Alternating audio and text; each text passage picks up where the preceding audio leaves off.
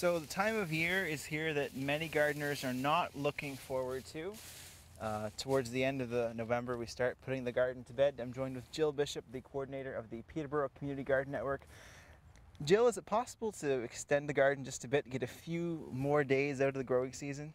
Yes, it certainly is. There's a few crops that you can plant to sort of enjoy just when you think you might be stopping with the fresh veggies. If you plant a little later in the season some fresh lettuces and some of the spinach we just covered up, you can either be eating them a little later into the fall, or also by covering them up you can get them first thing early in the spring. What should we be covering them with? Leaves, which are plentiful at this time of year, is the perfect thing to be covering them. It gives them a nice little warm blanket for the season. You could also use some straw as well. Now, we should be also mulching other parts of the garden, shouldn't we? Yes, you definitely should. So if you want to protect your garden throughout the season, now's the perfect time of year to cover up all your garden beds. It'll sort of keep roots of perennials nice and safe and warm. And if you have any plants that you're hoping to come up early in the spring, it'll just kind of give them a little bit of protection. It'll also stop soil from running off throughout the season, so you can keep all your nutrients in there. Okay, good to know.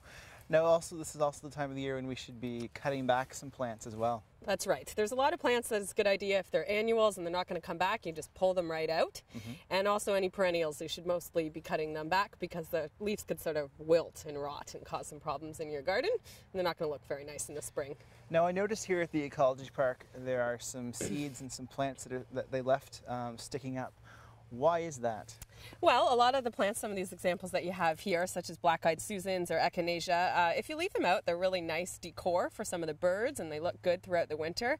And also, a lot of them you can use to collect seeds. So if you can take them in right now, then you can use them to plant some new plants next spring. Now, in terms of collecting the seeds and saving the seeds, what should we know about that? What should we be doing? Well, this is a perfect example. You want them to sort of get as far into their life cycle as possible and sort of get nice and brown and dry, and then you can basically just pull them right off. That's when you know it's sort of perfect time. How should we be storing them? You want to store them the opposite of how they grow. So somewhere dark and dry and cool. Okay. Now, if they're a little wet, I notice these ones are a bit damp. Should we dry them first? Yeah, you want to dry them first and remove them from as much of the plant material as you possibly can. So separate the seeds and then sort of let them dry out for a few days and then put them somewhere in an envelope. Okay, some good tips there. Now, what else should we be doing to ensure our garden is going to be ready for next spring? Well, now's a great time to expand it if you want to have even more space to grow some food. You can sort of rototill up another area.